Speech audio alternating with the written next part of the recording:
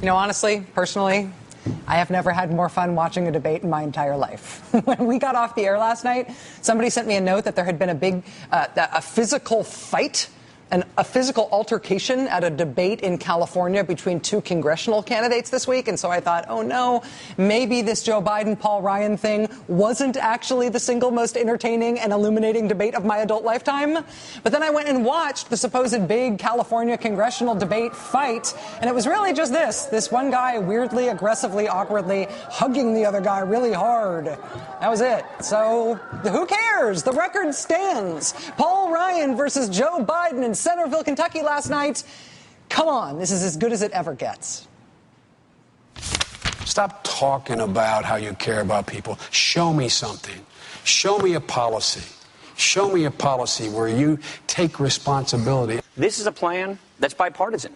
It's a plan I put together with a prominent Democrat senator from Oregon. There's not one Democrat who endorses it. Not one Democrat who signed Our partner the plan. is a Democrat from Oregon. And he said he does no longer support you for that. We put it together with the former Clinton budget director. Who this disavows idea, it.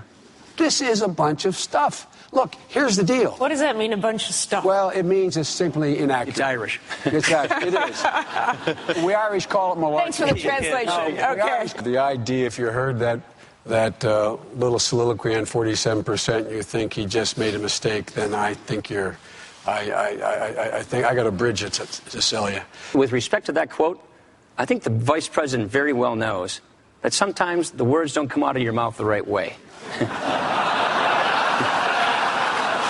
Well, I always say what I mean. And so does Romney. The right is all upset today because Vice President Joe Biden interrupted a lot and smiled a lot and openly laughed at Paul Ryan all night long. And I can see why they would be upset. But, you know, here's the thing. We knew from the Democrats saying it all week long that they thought Mitt Romney's effectiveness in the first debate last week was largely due to him saying stuff that was not true, denying the existence of big fundamental parts of his record. The president at that debate apparently came prepared to debate Mr. Romney on his record, but he was not prepared to make Mr. Romney admit what his record is against his will. The Democrats said over and over and over again this past week that they were not going to make that mistake again at the second debate. They were not going to let matters of truthfulness and the Republican side's record just slide. They were going to be aggressive on that. And Vice President Biden's way of being aggressive on that was to laugh in Paul Ryan's face, thus signaling to the moderator, to the audience, and importantly to Mr. Ryan himself, essentially, hey man, seriously, this has got to be a joke. I'm not going to let you get away with that. And that strategy put Mr. Ryan on the defensive. It rattled him. And that drove the right nuts. And listen, both sides do this. Both sides complain like this. But when you complain like this, it really is one of the ways that you can tell you're losing on both sides. Look, last week, even during the presidential debate between President Obama and Mitt Romney, the Obama campaign tried to push on Twitter the idea that Mitt Romney was being inappropriately testy. They tried so hard to push the testy Mitt idea. They tried so hard to make that into a thing that people should feel about that debate. He got testy about it. He got testy about being on defense. And I think that came across to the American people. And a testy Governor Romney who spent the entire time on defense. I think for some folks at home, it probably came across a little testy. Yeah, no, nice try. I mean, maybe Mitt Romney was testy at the presidential debate, and maybe Joe Biden did laugh in Paul Ryan's face all night at the vice presidential debate. But that is in part because these guys, Mitt Romney and Joe Biden, were pumped. And they were pumped because they were obviously winning their debates. And complaining about that does not change that. But the other person who was pumped last night and whose performance was both winning and therefore grating to the side that came out the worst for it last night was the moderator, ABC's Martha Raddatz. She did not favor one candidate over the other. She interrupted both candidates at roughly the same rate. She gave both candidates almost exactly equal time. But Martha Raddatz, who I officially would now support for president herself, Martha Raddatz kept it moving and stopped these guys from diving down talking points rabbit holes. With all due respect, that's a bunch of malarkey. And why is that so? Because not a single thing he said is accurate. First of all, be specific. Wasn't this a massive intelligence failure? Was that really appropriate right in the middle of the crisis? You have refused, and again, to offer specifics on how you pay for that 20% across-the-board tax cut. Do you actually have the specifics, or are you still working on it, and that's why you won't tell voters? And when he wouldn't give her the specifics there, she followed up by saying, okay, no specifics. By knowing what she was talking about, particularly on foreign policy, but essentially the whole night, and by interrupting judiciously, and by ad-libbing appropriate and aggressive follow-up questions, Martha Raddatz helped cover a ton of ground that did not get touched in last week's debate, that has not been touched in the campaign much at all, really. And importantly, she helped expose some big blank spots on the policy map for the challenging party in this presidential race, which before last night had been able to get away with zero specifics on anything they did not want to be specific about. So last night, Paul Ryan either had to give specifics, or we finally got a giant national spotlight shining on the fact that he had no specifics to offer. That's why this debate was awesome. That's why this debate went fast. This was an exhilarating amount of ground to have covered in 90 minutes, an exhilarating amount of new information and new political truths that we did not know about before last night, but that we know now. It started right away. Paul Ryan saying we should have apologized for U.S. Marines urinating on Taliban corpses in Afghanistan, but he would not say, even when asked directly and when pressed with a follow-up, he would not say if the U.S. was right to apologize for burning Qurans. No answer, no position on that. The George W. Bush administration apologized for that. The Obama administration did too. Paul Ryan is running with a guy who literally wrote a book called No Apologies. Does he also mean no apology for that? No answer. Asked directly if a military strike on Iran would technically be an effective means of stopping Iran from developing a nuclear weapon, Vice President Biden said yes to that question. Paul Ryan, no answer.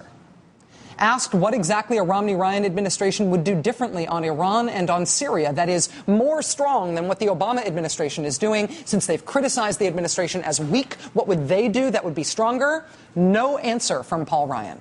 Which led Joe Biden to say, hey, the only other thing we're not doing that we could be doing is war. Are you saying you want a war? No answer. Here's my favorite one. Let me ask you quickly, what's your criteria for intervention? Yeah. In Syria? Worldwide. What is in the national interest of the American people? How about what is in the national interest? Security of the American people? It's got to be in the strategic national interests of our country. No humanitarian. Each situation will come up with its own set of circumstances, but putting American troops on the ground, that's got to be within the national security interest of the American people. So, Congressman, how will you make national security decisions about sending troops abroad? We will make those decisions by considering national security. Yes, Congressman, that's the topic at hand here. What are the grounds on which you would make that decision? Yes, we would make that decision about the national security. We would base it on national security. Hall pass for the bathroom, please. Mr. Ryan also flatly denied his campaign's stated position that military spending should go up by $2 trillion. Mr. Romney has been guaranteeing that he will reserve a specific proportion of GDP to be spent on the military no matter what our defense needs are. That is a promise of a huge increase in military spending, a huge increase that the Pentagon says it does not want. It's been called a force-feeding plan for the Pentagon, the Romney-Ryan spending plan here. But last night, Martha Raddatz's questioning and Joe Biden's badgering got Paul Ryan to disavow this plan altogether, saying he does not want an increase at all, despite the fact that it is what he and Mr. Romney have been campaigning on.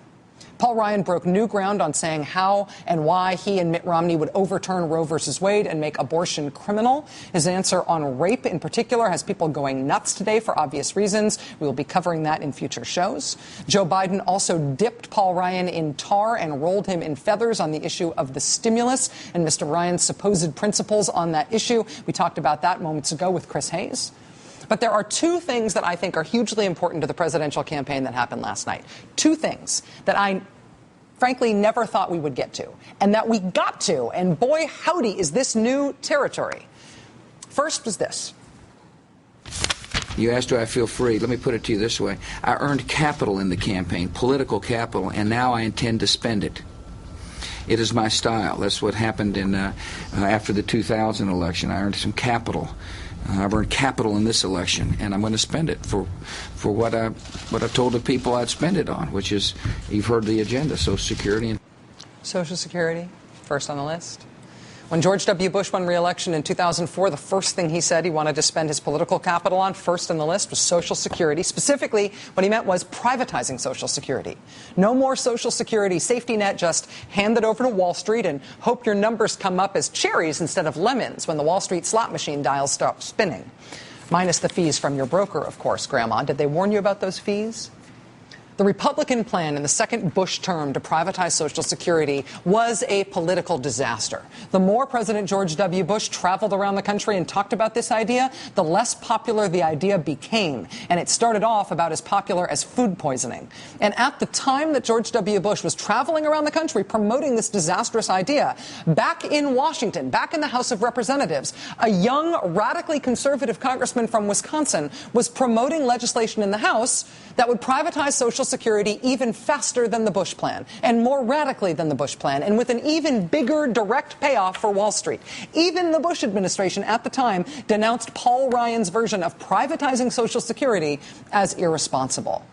But he really believed in it, and he did not give up on it after trying and failing, along with George W. Bush, to privatize Social Security in 2005. In his budget in 2008, he said we should privatize Social Security. In his budget in 2010, he said we should privatize Social Security. It was not until last year that Paul Ryan dropped privatizing Social Security, that old, disastrous George W. Bush idea, from his Paul Ryan budgets. So there was some suspense heading into last night, right? This is a big, potent political issue, and the Democrats have been keeping their powder dry on this. Is Biden going to hold Paul Ryan to it? Is Paul Ryan going to have to disavow something he's been working on since even before the P90X workout was invented? Is he going to have to disavow this thing that he has stood for so long, now that he's trying not to stand for it on the national stage? How is he going to handle this? You were one of the few lawmakers to stand with President Bush when he was seeking to partially privatize Social Security. For younger people. For younger people. This is what Bush said back then, too. It's just for younger people. Don't worry, Grandma. We'll privatize it for everyone who isn't getting it yet. So you're grandfathered in, grandfather, but then we're killing it. This is the same old George W. Bush argument. They thought that this made it seem less scary. For younger people, what we said then, and what I've always agreed, is let younger Americans have a voluntary choice of making their money work faster for them within the Social Security system. That's not what Mitt Romney's proposing. What we're saying is no changes for anybody 55 and above. When Charlie Pierce from Boston wrote up that moment from the debate at Esquire magazine today, he wrote this: "You could hear the screams from Romney headquarters all the way up the Charles to where I was watching." Democrats have so far been keeping their powder dry on this very, very potent issue, on the Republicans wanting to privatize Social Security. Not just privatizing Medicare and thereby getting rid of it, which has been an issue in this campaign, but privatizing Social Security and thereby getting rid of it. Before last night, that was Paul Ryan's record.